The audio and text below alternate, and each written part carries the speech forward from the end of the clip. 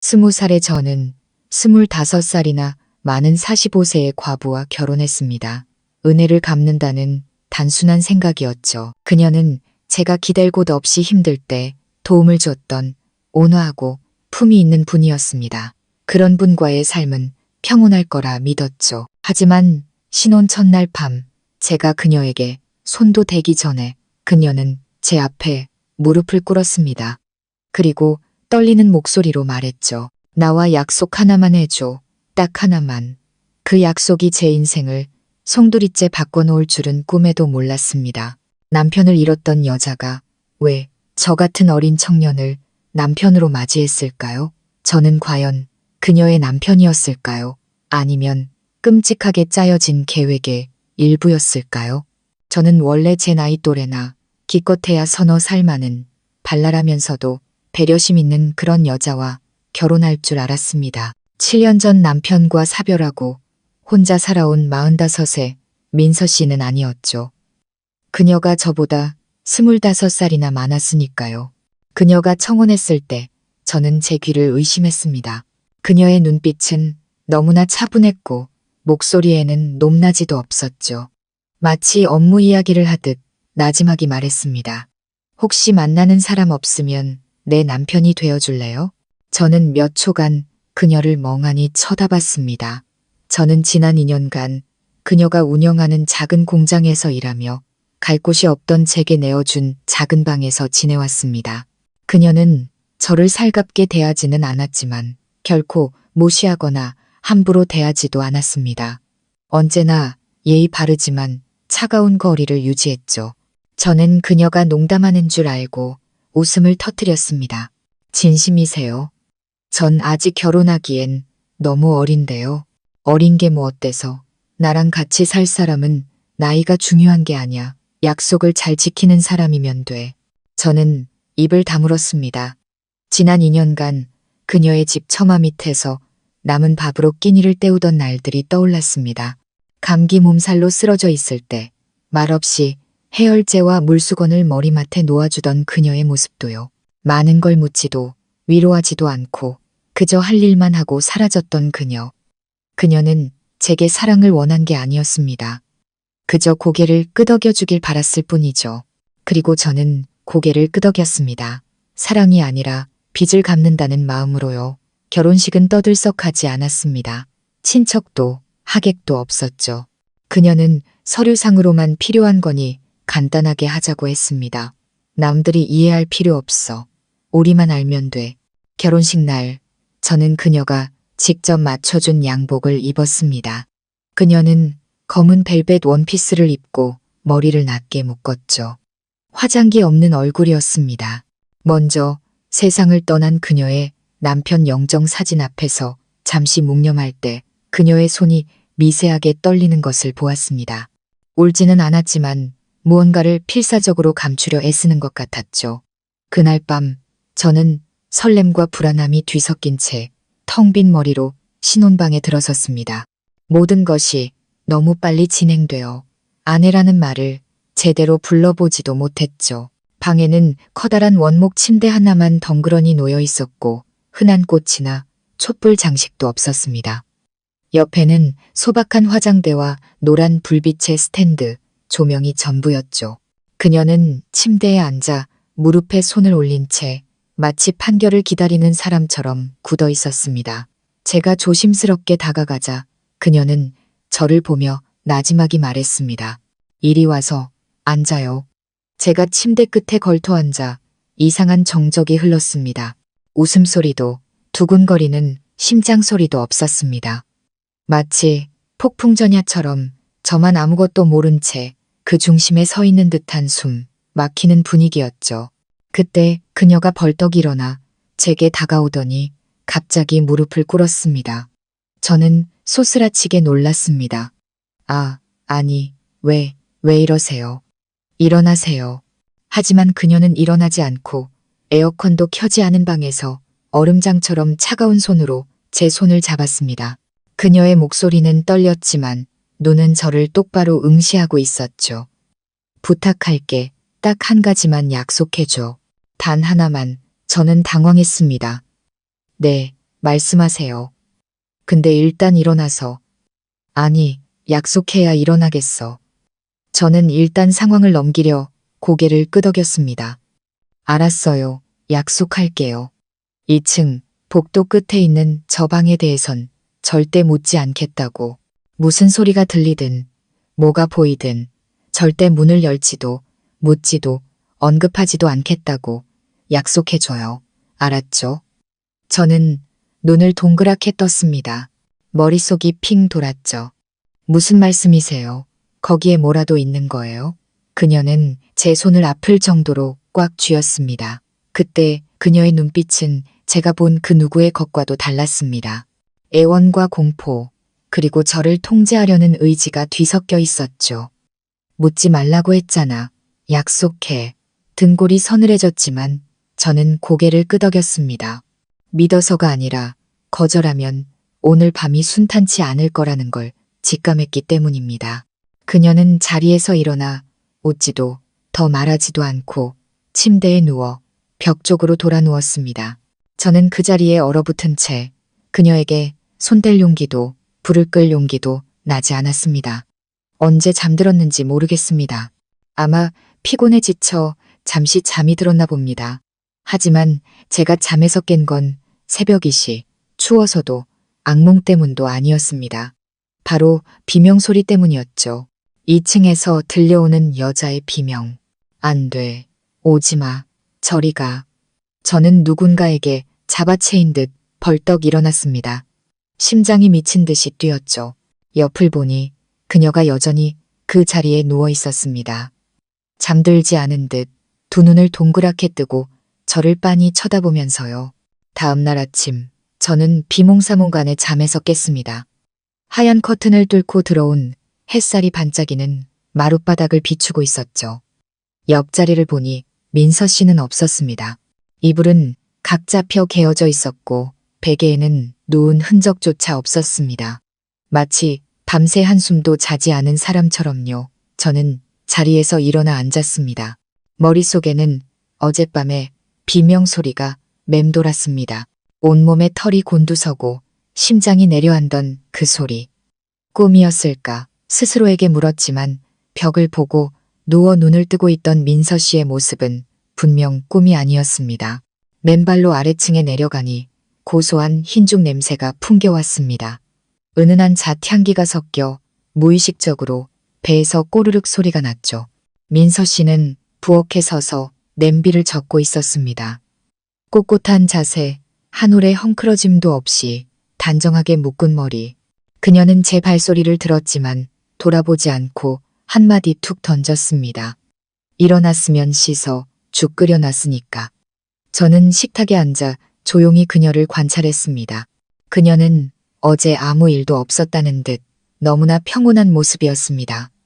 신혼 첫날 밤도 무릎 꿇고 한 부탁도 한밤중의 비명도 모두 없었던 일처럼요. 저는 조심스럽게 입을 열었습니다. 어젯밤에 혹시 무슨 소리 못 들으셨어요? 그녀는 대답 없이 죽을 그릇에 퍼서 제 앞에 놓아주었습니다. 수저까지 가지런히 놓아준 뒤에야 느리지만 분명한 목소리로 말했죠.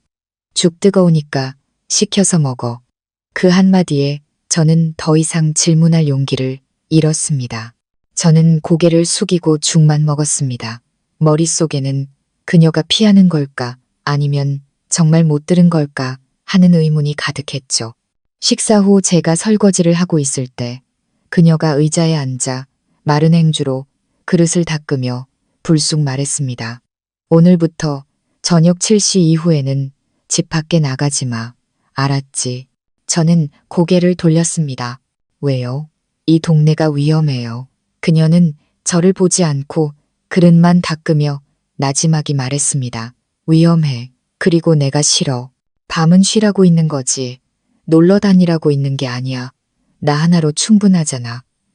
저는 마음이 불편했지만 일단 고개를 끄덕였습니다. 어제까지는 자유인이었는데 갑자기 감금당하는 기분이었죠. 저는 애써 미소를 지으며 상냥하게 보이려 노력했습니다. 네, 그럼 필요한 일 있으면 일찍 다녀올게요. 그걸로 끝인 줄 알았는데 그녀가 말을 이었습니다. 그리고 휴대폰은 거실에 두고 침실에는 가지고 들어오지 마. 밤 8시 이후에는 통화도 하지 말고. 밤은 잠 자는 시간이지. 수다 떨고 폰 만지는 시간이 아니야. 저는 그 자리에 굳어버렸습니다. 그건 조언이 아니라 명령이었습니다. 제가 조심스럽게 물었죠. 친구들이랑 가끔 통화할 일도 있는데 그녀는 고개를 들었습니다. 지금까지 저를 피하던 시선이 처음으로 제게 똑바로 향했죠. 이 나이에 무슨 친구. 이제 당신은 내 남편이야. 길거리를 떠돌던 어린애가 아니라고. 난 이 집의 모든 것이 조용하고 분명하고 깨끗했으면 좋겠어. 알아듣겠어. 저는 억지 미소를 지으며 고개를 끄덕였지만 기분이 이상했습니다. 그녀가 저를 길거리를 떠돌던 어린애라고 부르는 방식이 비아냥과 동정이 섞인 것처럼 들렸거든요. 그리고 내 남편이라는 호칭은 진심 어린 감정이라기보다 그저 하나의 직함처럼 느껴졌습니다. 그날 오후 마당에 빨래를 널다가 우연히 2층 복도 끝 방문에 붙어있는 이름표를 보았습니다. 하얀 바탕에 현우라는 두 글자가 단정하게 적혀 있었죠. 저는 그 이름표를 몇 초간 바라봤습니다.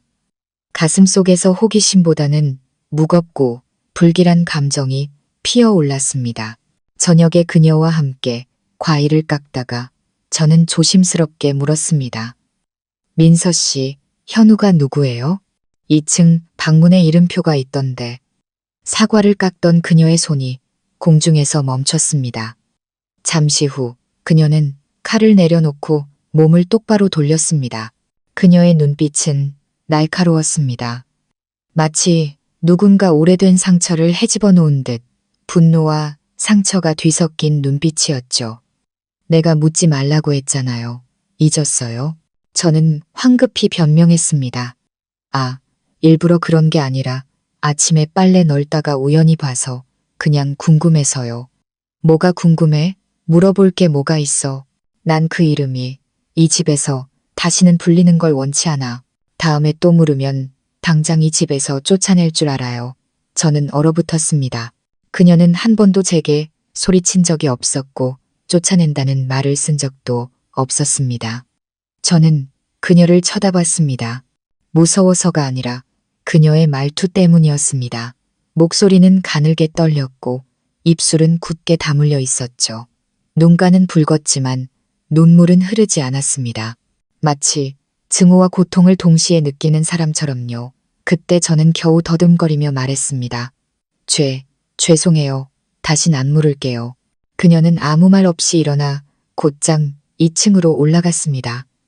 그녀의 발걸음 소리가 망치처럼 제 가슴을 내리쳤습니다. 그날 밤 저는 혼자 누워 천장을 바라보며 깨달았습니다. 저는 남편도 가족도 아니었습니다. 그저 이곳에 끌려와 혼인신고를 하고 질문할 수도 떠날 수도 이해할 수도 없는 규칙 속에서 살아가는 존재일 뿐이었습니다. 나이 많은 여자와 결혼하면 사소한 다툼도 생활고에 대한 압박도 또래와의 연애처럼 이유 없는 토라짐도 없는 안전한 길이 될 거라고 생각했습니다. 하지만 법적인 남편이라는 이름으로 이 집에 산 지 일주일 만에 저는 제가 감시당하는 수감자와 다를 바 없다는 걸 느끼기 시작했습니다. 모든 것은 어느 날 밤 민서 씨가 머리가 아프다고 말하면서 시작되었습니다. 그녀의 목소리는 울음이 섞인 듯 가냘팠습니다. 머리가 너무 아픈데 집에 약이 다 떨어졌네. 약국 가서 좀 사다 줄 수 있어. 시계를 보니 8시가 채 안 된 시간이었습니다. 늦지 않았죠. 저는 고개를 끄덕였습니다. 네, 바로 다녀올게요. 근처에 10시까지 하는 약국이 있어요. 그녀는 말없이 돈을 건넸습니다. 저는 문을 나서며 이게 아주 평범한 일이라고 생각했습니다. 하지만 이 작은 행동이 더 혹독한 통제의 시작이 될 줄은 꿈에도 몰랐습니다. 제가 돌아왔을 때 손에 든 약봉지는 아직 따뜻했고 집안의 불은 환하게 켜져 있었습니다. 안으로 들어서 신발을 벗으려는데 계단에서부터 슬리퍼 끄는 소리가 들려왔습니다. 민서 씨였습니다. 얼굴은 하얗게 질려 있었고 두 눈은 가둔 사람처럼 시뻘겋게 충혈되어 있었습니다. 그녀는 길을 막고 서서 갑자기 소리쳤습니다. 내가 밤에는 집 밖에 나가지 말라고 몇 번이나 말했어. 잊었어. 저는 얼어붙었습니다. 몇 초가 지나서야 그녀가 농담이 아니라 진심이라는 것을 깨달았죠. 저는 약 봉지를 들어 보이며 침착하게 말했습니다. 민서 씨가 아프다고 해서 약 사러 다녀온 거잖아요. 직접 가라고 하셨잖아요. 그녀는 대답 없이 다가와 약 봉지를 낚아채듯 빼서 들고는 휙 훑어보고 식탁에 내려놓았습니다. 그리고는 아무 말 없이 주머니에서 열쇠 하나를 꺼내 2층으로 올라갔습니다. 제가 반응하기도 전에 그녀는 손가락 지문으로 여는 작은 검은색 장치를 들고 내려왔습니다. 그녀는 그걸 제 방문 손잡이에 설치하더니 저를 보지도 않고 칼날처럼 날카로운 목소리로 말했습니다. 이제부터 방에 들어가고 싶으면 나한테 말해. 내가 열어줄 테니까. 그때서야 저는 깨달았습니다. 제가 자는 방의 주인조차 제가 아니라는 것을요. 그리고 이 집은 제가 자유롭게 드나들 수 있는 곳이 아니라는 것을. 며칠 후 저는 그림자처럼 조용히 지내려 노력했습니다. 그녀가 그냥 예민해진 것이고 곧 괜찮아질 거라고 스스로를 다독였죠. 하지만 모든 것은 점점 더 기이해졌습니다. 어느 날 오후 거실에서 책을 읽다가 우연히 천장에 매달린 화분 속에 교묘하게 숨겨진 작은 카메라를 발견했습니다. 저는 소란을 피울 생각은 없었습니다. 그저 농담처럼 가볍게 물었죠. 민서 씨, 우리 집에 카메라도 설치했어요? 그녀는 오렌지를 깎다가 아주 천천히 고개를 들고는 아무렇지 않게 말했습니다. 응, 결혼하기 전부터 설치했어. 도둑들까봐. 집은 큰데 나 혼자뿐이었으니까. 저는 입술을 깨물었습니다. 아, 전 또 저 감시하려고 설치하신 줄 알았네요. 그녀는 칼을 내려놓고 허리를 폈습니다. 당신이 잘못한 게 없다면 카메라가 뭐가 무섭겠어. 저는 숨이 턱 막혔습니다. 그 말은 제가 이 집에 들어온 날부터 느끼던 질식감을 정확히 꿰뚫고 있었습니다. 저는 그저 쓴 웃음을 지을 수밖에 없었습니다. 네, 맞아요. 제가 잘못한 건 없죠. 하지만 마음속은 조금씩 차가워지고 있었습니다. 그녀의 눈빛에서 통제를 합리화하는 그녀의 논리에서 느껴지는 냉기였습니다. 마치 모든 움직임이 감시당하는 소리 없는 정신병동에 사는 기분이었죠. 통제는 거기서 멈추지 않고 점점 더 기괴해졌습니다. 밖에서는 민서 씨는 제게 다정하게 자기라고 부르며 어린 남편을 챙기는 아내처럼 행동했습니다. 하지만 집안에서는 저를 이상하게 불렀습니다. 저애, 어디 갔어? 내려오라고 해. 먹으려면 빨리 먹어. 애처럼 꾸물거리지 말고. 당신이 늦게 자면 내가 잠을 못 자. 당장 자. 저는 평정심을 유지하려 애썼습니다. 혼자 사는 게 익숙해서 그럴 거라고 생각했죠. 하지만 제가 침묵할수록 그녀는 더 저를 옥죄었습니다. 마치 저를 통제해야만 안심할 수 있다는 듯이요. 몇 번이나 떠나고 싶었지만 갈 곳이 없었습니다. 혼인신고는 진짜였고 친구들은 아무도 믿어주지 않았죠. 오히려 다들 제가 팔자 폈다고 말했습니다. 부자 아내 만나서 집도 있고 돈도 쓰고 고생할 필요 없다고요. 20살짜리 남자가 20살도 더 많은 아내에게 감금당하며 산다는 걸 누가 믿겠습니까? 한 번은 친한 친구에게 전화로 털어놓았습니다. 나 이 집에서 유령처럼 사는 것 같아. 함부로 말도 못하고 숨도 크게 못 쉬겠어. 무슨 짓을 해도 반응할 수가 없어. 자유가 하나도 없어. 살아있는데 아무 권리가 없는 기분이야. 친구는 웃었습니다. 너처럼 편하게 사는 놈이 배부른 소리 하네. 내 아내가 얼마나 큰 공장 사장인데 그냥 참고 살아. 저는 더 이상 말하지 않고 전화를 끊었습니다. 어둠 속에서 조용히 누워 있었죠. 방 안에 불은 꺼져 있었지만 작은 카메라 렌즈가 저를 지켜보고 있다는 것을 알았습니다. 그리고 가장 무서운 것은 감시당하고 있다는 사실이 아니라 이 감시가 언제 끝날지 모른다는 것이었습니다. 저는 이 집에 저와 민서 씨 단둘만 산다고 생각했습니다. 기이한 규칙과 감시의 눈초리 속에서 제가 그림자처럼 살아가는 닫힌 세상이라고요. 하지만 저는 틀렸습니다. 모든 것은 거기서 끝나지 않았습니다. 그날은 아침부터 장대비가 쏟아졌습니다. 제가 부엌에서 팔을 썰고 있는데 철문이 거칠게 열리는 소리가 들렸습니다. 결혼한 이후로 저와 그녀 외에는 아무도 드나든 적이 없었기에 이상한 소리였죠. 저는 칼을 내려놓고 서둘러 현관으로 나갔습니다. 짙은색 셔츠가 비에 흠뻑 젖은 젊은 남자가 여행 가방을 끌고 서 있었습니다.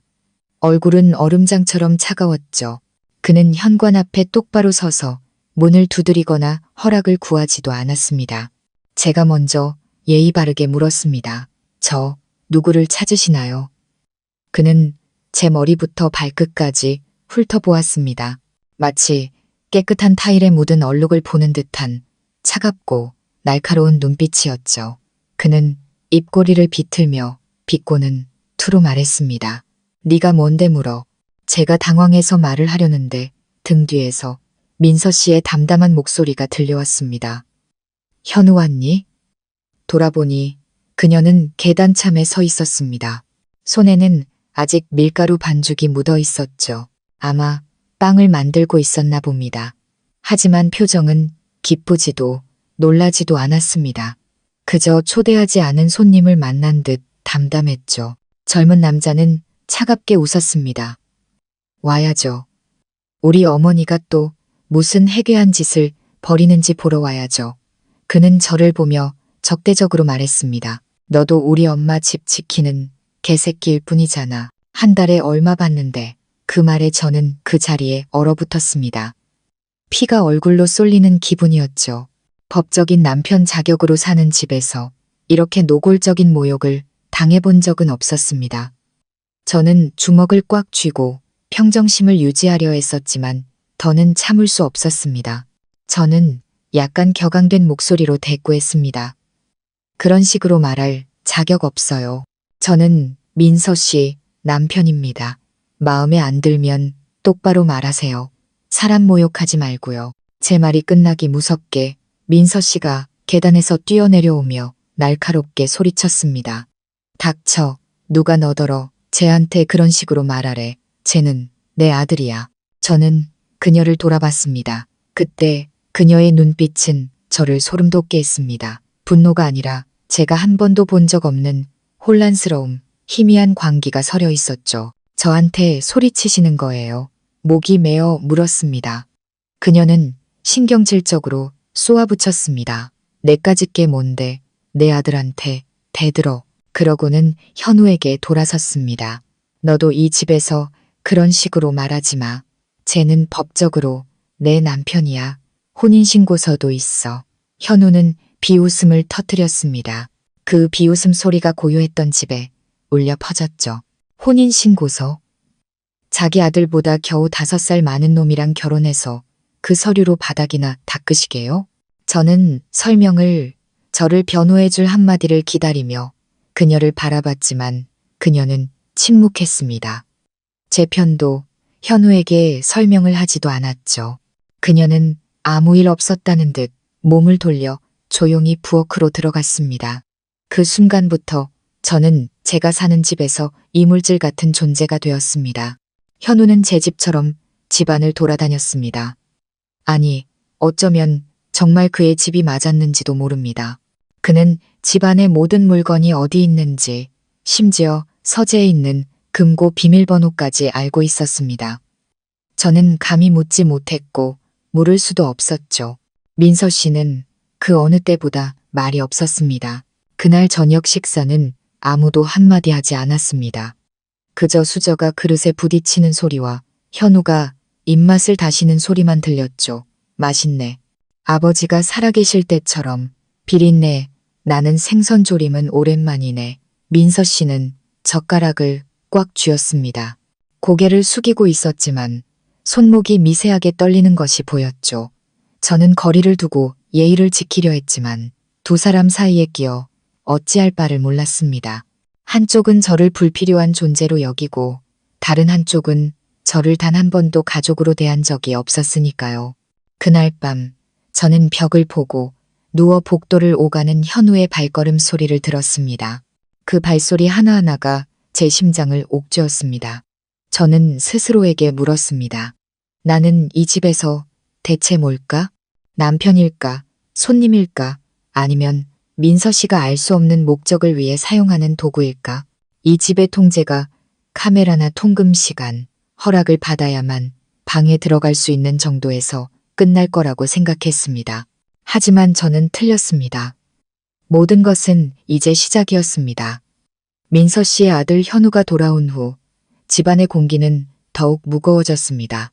현우는 더 이상 제게 시비를 걸지 않았지만 그의 모든 발걸음과 눈빛에는 숨길 수 없는 경멸이 담겨 있었습니다. 저는 무시하려 했었습니다. 침묵하면 모든 것이 잠잠해질 거라고 생각했죠. 하지만 이 집의 공포는 현우가 아니라 저와 결혼한 바로 그 여자에게서 온다는 것을 미처 몰랐습니다. 그날 밤 막 불을 끄고 누우려는데 방문을 가볍게 두드리는 소리가 들렸습니다.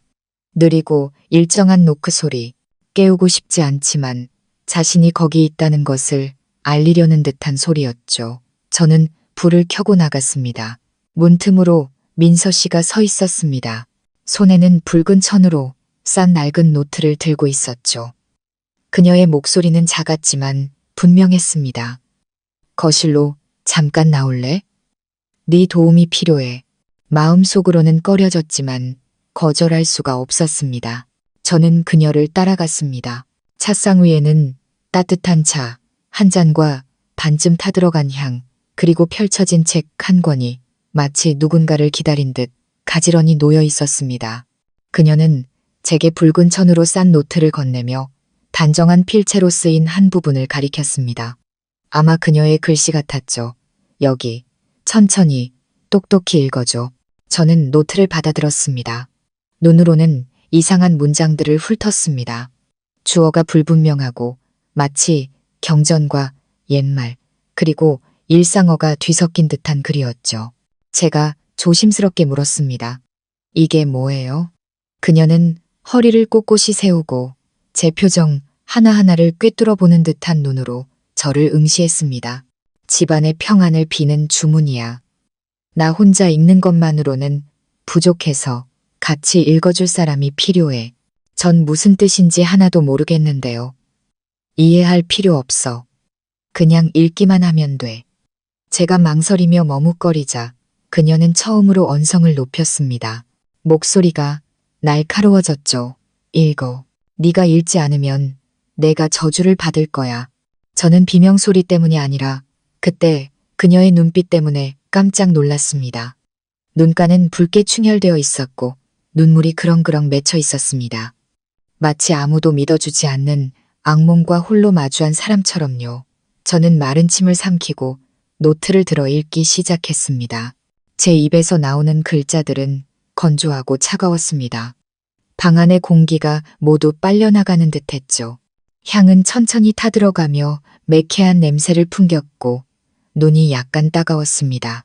그녀는 눈도 깜빡이지 않고 저를 마주보고 앉아 있었죠. 제가 다 읽고 나서야 그녀는 몸의 긴장을 풀고 의자의 등을 기댔습니다. 목소리가 한결 부드러워졌죠. 잘했어. 오늘은 이걸로 됐어. 제가 물었습니다. 정말 이런 걸 믿으세요? 그녀는 고개를 들어 저를 봤습니다. 더 이상 차가운 모습이 아니었습니다. 드물게 보이는 혼란과 연약함이 뒤섞인 표정이었죠. 넌 몰라. 현우 아빠가 죽고 나서 내가 얼마나 많은 곳을 찾아다녔는지. 가는 곳마다 내가 음기가 너무 강하다고 했어. 젊은 남자가 곁에 없으면 50살을 넘기지 못할 거라고. 저는 그 미신 같은 이야기 때문이 아니라 그것을 진리처럼 여기는 그녀의 진지한 태도 때문에 할 말을 잃었습니다. 제가 더듬거리며 물었죠. 그래서 저랑 결혼하신 거예요? 그녀는 바로 대답하지 않고 고개를 숙였다가 천천히 말했습니다. 네가 여기 있어줘야 해. 널 이용하려는 뜻은 아니었어. 그냥 균형을 맞춰줄 사람이 필요했어. 무슨 균형이요? 기의 균형. 음양의 균형. 넌 젊고 나와 사주가 잘 맞아. 그 말은 망치처럼 제 머리를 울렸습니다. 등골이 오싹해졌죠. 손에 든 노트가 돌덩이처럼 무겁게 느껴졌습니다. 저는 고개를 숙이고 더 이상 아무 말도 하지 않았습니다. 그날 밤 저는 방으로 돌아와 어린애처럼 몸을 웅크리고 누웠습니다. 해를 입을까봐 무서워서가 아니었습니다. 민서 씨의 눈에 서린 고집스럽고 뒤틀린 절대적인 믿음이 두려워지기 시작했습니다. 그날 이후로 매일 밤이 그랬습니다. 정확히 10시가 되면 그녀는 저를 거실로 불렀습니다. 제가 읽고 그녀는 들었죠. 처음에는 머뭇거렸지만 나중에는 생각도 저항도 없이 기계처럼 읽었습니다. 그녀가 했던 말 한마디가 지금도 저를 맴돕니다. 네가 믿지 않는 거 알아. 하지만 믿든 안 믿든 넌 읽어야 해. 내가 쓰러지면 제일 먼저 끌려 들어가는 건 너일 테니까. 제가 변하기 시작한 게 언제부터였는지 정확히 기억나지 않습니다. 매일 밤 그 주문을 읽어야 했을 때부터였을까요? 아니면 글자를 보지 않고도 등 뒤에서 들려오는 민서 씨의 숨소리만으로 주문을 외울 수 있게 되었을 때부터였을까요? 모든 것이 어두운 꿈처럼 저를 스쳐 지나갔고 저는 왜냐고 묻지도 못한 채 그 꿈속으로 깊이 가라앉고 있었습니다. 그러던 어느 날 오후 창문으로 들어온 햇살이 노랗게 바닥을 비추던 고요하고 지루했던 그날 현우가 갑자기 제 방문을 두드렸습니다. 그가 돌아온 이후로 저를 먼저 찾아온 것은 처음이었습니다. 저는 어리둥절했죠. 반응하기도 전에 그는 문을 밀고 들어와 퉁명스럽지만 날카롭게 한마디 던졌습니다. 나 좀 따라와. 할 얘기가 있어.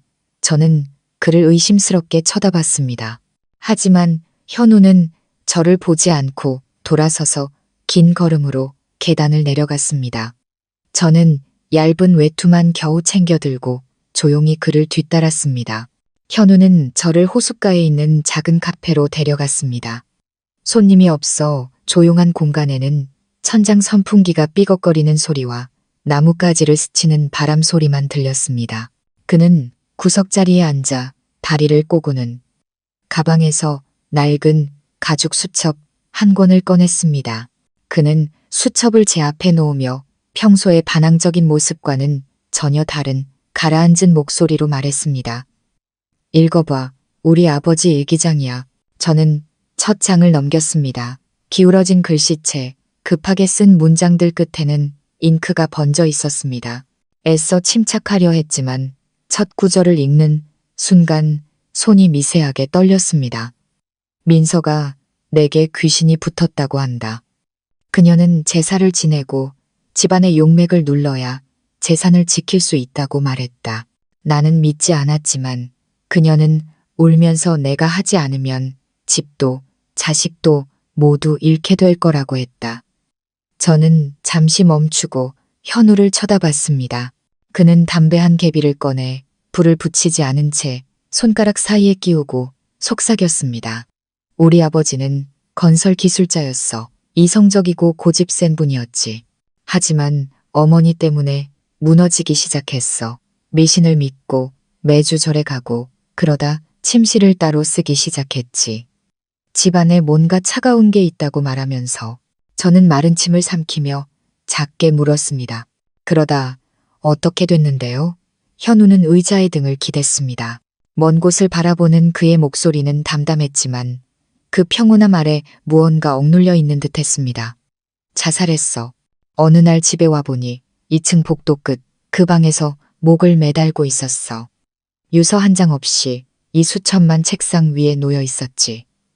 그는 수첩의 마지막 줄을 가리켰습니다. 떨리는 손으로 휘갈겨 쓴 글씨였습니다. 내가 미친 건지 모르겠다. 하지만 한 가지는 확실하다. 민서는 그 모든 걸 믿고 있고 그것을 위해서라면 모든 것을 심지어 나까지도 희생할 준비가 되어 있다는 것. 저는 조용히 앉아 있었습니다. 공간이 얼어붙는 것 같았죠. 그동안 제 머릿속을 떠돌던 희미한 조각들이 하나씩 맞춰지기 시작했습니다. 한밤중의 주문, 민서 씨의 애원하는 눈빛, 2층 방에서 들려오던 비명, 그리고 아내가 남편을 보는 눈빛이 아닌 집착과 의존, 보이지 않는 기대로 가득 찼던 그녀의 시선까지 제가 쉬어버린 목소리로 물었습니다. 이 이야기를 왜 저한테 하시는 거예요? 현우는 저를 똑바로 쳐다봤습니다. 경멸도 냉소도 아닌 적나라한 진실이 담긴 눈빛으로요. 당신은 다음 재물이야. 아직도 모르겠어? 당신은 우리 아버지를 대신해서 주문을 외우고 감금당하고 남편이라는 이름으로 새장 속에 갇혀 살고 있잖아. 그건 결혼이 아니라 일종의 인신공양이라고 반박하고 싶었습니다. 정말로요. 하지만 입이 떨어지지 않았습니다. 그가 하는 말 한마디 한마디를 저는 이미 제 온몸으로 느끼고 있었기 때문입니다. 현우가 낮고 확신에 찬 목소리로 말을 이었습니다. 네가 먼저 접근한 줄 알고 어머니의 결혼을 막지 않았어. 하지만 매일 밤 인형처럼 앉아서 그 주문을 외우는 널 보면서 알았지. 네가 주동자가 아니라 피해자라는 걸. 그럼 이제 전 어떻게 해야 해요? 제가 물었습니다. 제 목소리가 너무 작아서 마치 제 목소리가 아닌 것 같았죠. 스스로에게 물어봐. 여기서 벗어나지 못하면 머지않아 당신도 그 집에서 하얀 천에 덮여서 나오게 될 테니까. 그날 밤 저는 반쯤은 무너지고 반쯤은 정신이 든 상태로 집에 돌아왔습니다. 현우가 한 말, 죽은 남자의 일기장, 그리고 당신은 다음 재물이라고 말하던 현우의 칼날 같은 눈빛. 그 모든 것이 바람에 세차게 부딪히는 종소리처럼 머릿속에서 끊임없이 울렸습니다. 문을 밀고 들어서자 이전의 모든 밤과 똑같은 익숙한 광경이 펼쳐졌습니다. 차상은 이미 차려져 있었고 노란 불빛이 찻잔 세트를 비추고 있었습니다. 향로에서는 향이 타오르고 있었고 탁자 위에는 그 지긋지긋한 붉은 노트가 어김없이 펼쳐져 있었죠. 민서 씨는 테이블볼을 정리하며 앉아 있었습니다. 그녀의 목소리는 부드러웠지만 기대감을 감추지는 못했죠. 차 우려놨어. 들어와서 읽어. 저는 문가에 부동자세로 서 있었습니다. 손은 아직 차가운 문고리를 잡고 있었고 손바닥에는 식은땀이 배어나왔죠. 저는 대답도 다가가지도 않았습니다. 몇 초 후 저는 몸을 돌려 곧장 2층으로 올라갔습니다. 한 걸음, 한 걸음이 돌덩이처럼 무거웠죠. 등 뒤에서 그녀의 목소리가 들려왔습니다. 지난 몇 달간 함께 살면서 처음 듣는 애원하는 듯한 목소리였습니다. 중간에 그만두면 나 정말 견딜 수 없어. 저는 5번째 계단에서 멈춰 섰습니다. 돌아보지도 대답하지도 않았죠. 등은 뒤에서 잡아당기는 것처럼 뻣뻣했지만 발은 계속해서 위를 향했습니다. 그날 밤 저는 내려가지도 읽지도 설명하지도 않았습니다. 침묵을 선택했습니다. 모든 것을 끊어내는 방식으로요. 다음 날 아침 현우가 평소보다 일찍 찾아왔습니다. 그는 문을 두드릴 필요도 없었죠. 민서 씨는 내려오지 않았고 제가 문을 열었습니다. 현우는 저를 잠시 보더니 낮은 목소리로 말했습니다. 준비해. 오늘 병원에 가야 하니까. 저는 아무것도 묻지 않았습니다. 우리는 택시를 타고 작은 개인 병원으로 갔습니다. 의사는 은퇴 안경을 쓴 과묵한 노인이었습니다. 그는 서류를 훑어보더니 현우에게 물었습니다. 어머님 맞으시죠? 네, 맞습니다. 기억합니다. 10여 년 전에도 몇 번 오셨었죠. 이분의 문제는 믿음, 그리고 모든 고통을 왜곡해서 해석하는 방식에 있습니다. 제가 망설이며 끼어들었습니다. 선생님, 정말 정신질환이신가요? 의사는 저를 쳐다봤습니다.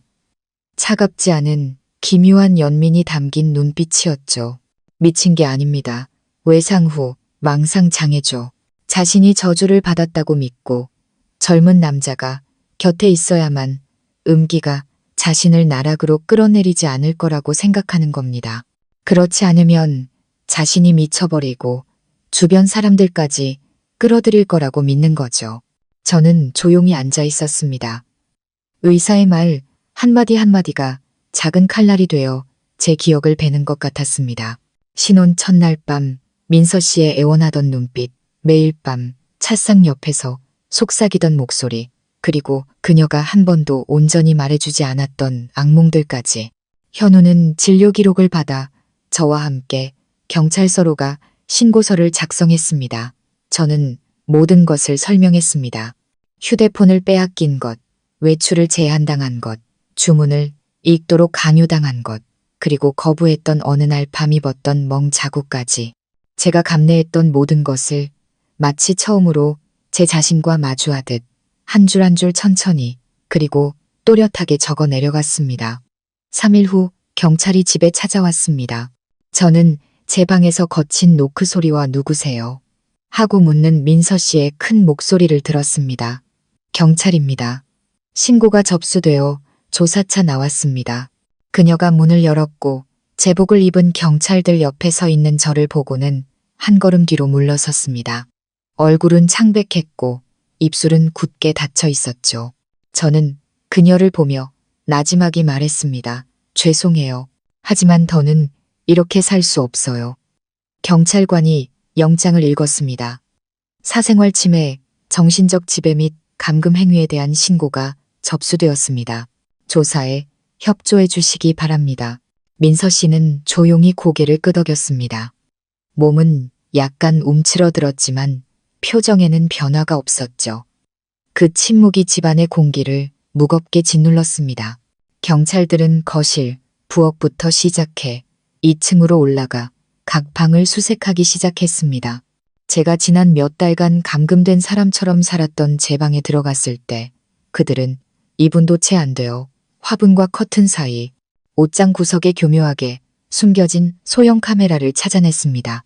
또 다른 경찰관은 지문 인식기로 민서 씨의 개인 옷장을 열었습니다. 그 안에는 제 휴대폰이 배터리와 유심칩이 분리된 채 놓여 있었습니다.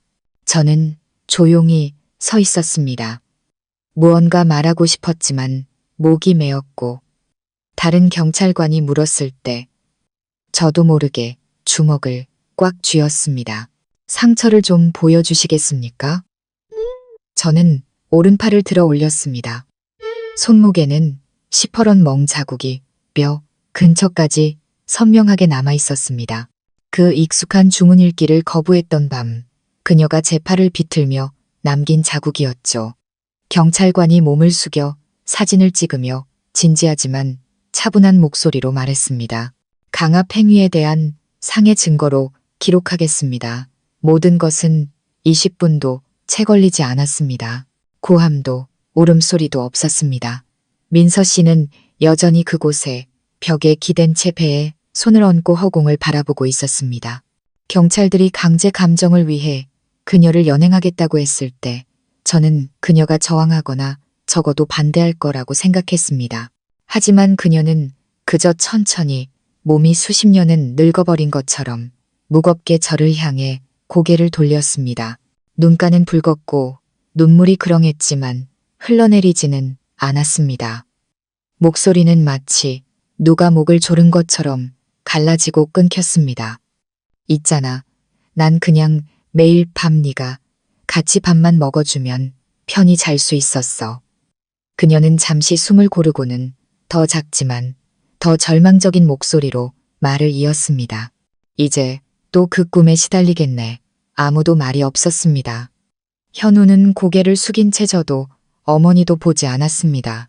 저는 그저 가슴이 무겁게 짓눌린 채 서 있을 뿐이었습니다. 한편으로는 벗어났다는 안도감이 들었지만 다른 한편으로는 자신의 어둠을 필사적으로 감추려던 사람을 제 손으로 밀어넣은 것 같은 죄책감이 들었습니다. 하지만 제게 다른 선택은 없었다는 것을 압니다. 저는 대답하지 않았고 현우는 고개를 숙인 채 침묵했습니다. 아들이었던 사람과 남편이었던 사람, 우리 둘 다 마지막 인사 한마디 건네지 못했습니다. 저는 그녀가 연행되는 모습을 지켜봤습니다. 머리는 텅 비었고 가슴은 아프기보다 오랫동안 저를 묶고 있던 끈을 끊어낸 것처럼 팽팽했습니다. 그리고 저는 깨달았습니다. 그 순간 제가 모든 것을 빛으로 끌어냈다는 것을요. 비록 그 빛이 오랫동안 어둠 속에 살던 사람들의 눈을 아프게 할지라도 말입니다. 민서 씨가 끌려간 그날 아침 이후로 집은 말 그대로 텅 비어버렸습니다. 사람도 온기도 사라졌죠. 저는 그 집에서 단 하루도 더 머물지 않았습니다. 짐을 많이 챙기지도 않았고 미련을 가질 것도 없었죠. 매일 밤 제가 잠들던 방에는 이제 딱딱한 원목 침대와 서랍 속에 조용히 닫혀있는 붉은 노트 한 권만 남아 있었습니다. 저는 그녀의 인생에 발을 들여놓기 전 살았던 낡은 고시원으로 돌아왔습니다. 은인인 줄 알았다가 아내가 되고 결국에는 모든 것을 세상에 드러내게 만든 상처 입은 한 여자의 삶이었습니다. 예전에 일하던 목공소에 다시 출근한 첫날, 저는 주변 사람들의 시선이 예전 같지 않다는 것을 느꼈습니다. 환영도 적대감도 아닌 호기심과 약간의 경계심이 섞인 눈빛이었죠. 점심시간에 구석에서 몇몇이 수군거리는 소리를 들었습니다. 저기 저놈, 45살 먹은 아줌마랑 결혼했던 놈이잖아. 돈 보고 붙었다가 들켜서 쫓겨났다던데. 여자한테 빌부터 살다가 다시 노동판으로 돌아온 꼴이라니 참 한심하다. 저는 모든 걸 들었지만 반응하지 않았습니다. 참는 게 아니라 겉모습만 보고 모든 것을 판단하는 사람들의 시선에 너무나 익숙해졌기 때문입니다. 일주일 후 사건이 짧게 신문에 실렸습니다. 몇몇 작은 언론사들은 자극적인 제목을 뽑았죠. 45세 여성, 액땜 위에 젊은 남성과 결혼 강요 후 강제 정신치료. 처음에는 그냥 묻힐 줄 알았는데 놀랍게도 온라인 커뮤니티의 반응은 다른 방향으로 흘러갔습니다. 저는 이런 댓글들을 읽었습니다. 저분 인상 참 선해 보이는데 저렇게 힘들게 사셨다니 안타깝다. 20살밖에 안 된 저 청년도 무슨 죄야. 저런 혼란 속에 끌려 들어갔으니 누구를 탓하겠어. 저분도 얼마나 큰 상처를 받았으면 저렇게 됐을까. 처음으로 저를 알지도 못하는 사람들이 저를 믿어주었습니다. 그리고 정의라는 것이 때로는 법정이 아니라 낯선 이들의 헤아림 깊은 시선에서 온다는 것을 처음으로 깨달았습니다. 현우는 그날 이후 제게 연락하지 않았습니다. 마치 한 전선에 섰던 동지들이 임무를 완수하고 각자의 자리로 돌아간 것처럼 긴 침묵이 흘렀습니다. 저는 그를 원망하지 않았습니다. 누구나 자신만의 방식으로 고통을 마주한다는 것을 이해했고 겉으로는 가시 돋친 현우도 결국은 아들이었으니까요. 정신병원에서 일하는 옛 친구가 제게 말해주었습니다. 현우 씨가 꾸준히 어머니를 찾아온다고요. 와서 1시간 동안 별말 없이 앉아있다가 인사도 없이 돌아간다고 했습니다. 저는 놀라지 않았습니다. 그저 옅은 미소를 지으며 말했죠. 아마 마음속에 아직 이름 붙이지 못한 감정들이 남아있겠죠. 많은 사람들이 제게 후회하지 않느냐고 묻습니다. 어떻게 짧게 대답해야 할지 모르겠습니다. 제가 겪은 것은 단순히 잘못된 결혼이 아니었으니까요. 그것은 제 인생의 한 시기, 한 단편이었습니다.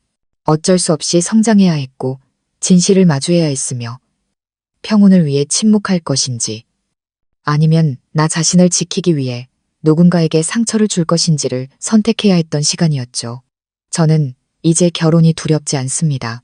다만 진정한 감정이 아닌 상처와 잘못된 믿음에서 비롯된 관계가 어떤 대가를 치르는지 명확히 알게 되었을 뿐입니다. 얼마 전 민서 씨가 속삭였던 말이 떠오릅니다. 넌 내 은인이야. 너 때문에 내가 살아갈 수 있어. 이제 와서 그 말을 다시 생각해보니 따뜻함이 아니라 위화감이 느껴집니다. 은희는 베푸는 사람이지만 그 이야기 속에서 저는 사랑받기 위해서가 아니라 뒤틀린 믿음의 균형을 맞추기 위해 붙잡혀 있던 사람이었으니까요. 저는 여전히 그 일을 실수라고 부르지 않습니다. 누구를 원망하지도 않습니다. 제가 누구였는지, 무엇 때문에 그 삶에 들어갔고 또 무엇 때문에 나올 수밖에 없었는지를 스스로 이해하기 위해 이 이야기를 할 뿐입니다. 그리고 한 가지 교훈을 얻었다면 저는 나이 많은 사람과 결혼하는 것이 안정을 택하는 길이라고 생각했습니다. 하지만 이 이야기를 통해 나이가 성숙함을 결정하지 않으며 치료되지 않은 상처는 타인에게 족쇄가 된다는 것을 깨달았습니다. 때로 우리는 사랑이 아니라 감사함, 책임감, 혹은 그래야만 할 것 같다는 생각 때문에 관계를 시작합니다. 하지만 동정심은 부서진 영혼을 구원할 수 없습니다. 그리고 침묵은 때로 온유함이 아니라 더 큰 비극이 일어나도록 방관하는 것일 수 있습니다. 누구에게나 상처는 있습니다. 하지만 그 상처를 치유하지 않으면 주변의 무고한 사람들까지 아프게 할 수 있습니다. 혹시 이야기 속 주인공처럼 뒤틀린 사랑이라는 이름 아래 숨막히는 상황에 처해 있다면 희생과 자기 파괴의 경계는 아주 얇다는 것을 기억해 주세요. 오늘 이야기가 여러분 마음속 어딘가를 건드렸다면 댓글을 통해 서로의 이야기에 귀 기울여 주세요. 좋아요와 구독도 잊지 마시고 가족 이야기 채널에서 이렇게 현실적이면서도 깊은 여운을 남기는 이야기들을 놓치지 마세요. 끝까지 함께 해주셔서 감사합니다. 내일 밤 다시 뵙겠습니다.